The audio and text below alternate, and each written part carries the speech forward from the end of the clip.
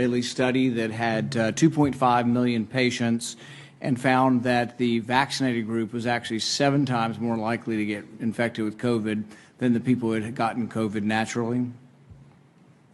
Senator, I'd have to get back to you on that one. I'm not familiar with that study. Well, you think you might want to be if you're going to travel the country insulting the millions of Americans, including NBA star Jonathan Isaac, who have had COVID, recovered, look at a study with 2.5 million people and say, well, you know what? It looks like my immunity is as good as a vaccine or not. And in a free country, maybe I ought to be able to make that decision. Instead, you've chosen to travel the country calling people like Jonathan Isaac and others, myself included, flat earthers.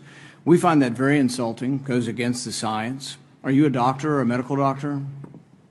I've worked over 30 years on health policy. You're not a medical doctor. Do you have a science degree? And yet you travel the country calling people flat earthers who have had COVID, looked at studies of millions of people, and made their own personal decision that their immunity they naturally acquired is sufficient. But you presume somehow to tell over 100 million Americans who have survived COVID that we have no right to determine our own medical care. You alone are on high, and you've made these decisions, a lawyer with no scientific background, no medical degree. This is an arrogance coupled with an authoritarianism that is unseemly and un-American. You, sir, are the one ignoring the science. The vast preponderance of scientific studies, dozens and dozens, show robust, long-lasting immunity after COVID infection. Even the CDC does not recommend measles vaccine if you have measles immunity. The same was true for smallpox. But you ignore history and science to shame the flat earthers, as you call them. You should be ashamed of yourself and apologize to the American people for being dishonest about naturally acquired immunity. You want more people to choose vaccination? So do I.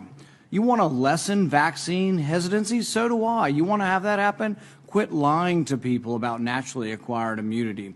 Quit lording it over people, acting as if these people are deplorable and unwashed. Try persuasion instead of government cudgels. Try humility instead of arrogance. Try freedom instead of coercion. But most of all, try understanding that there's no more basic medical right than deciding what we inject into our bodies.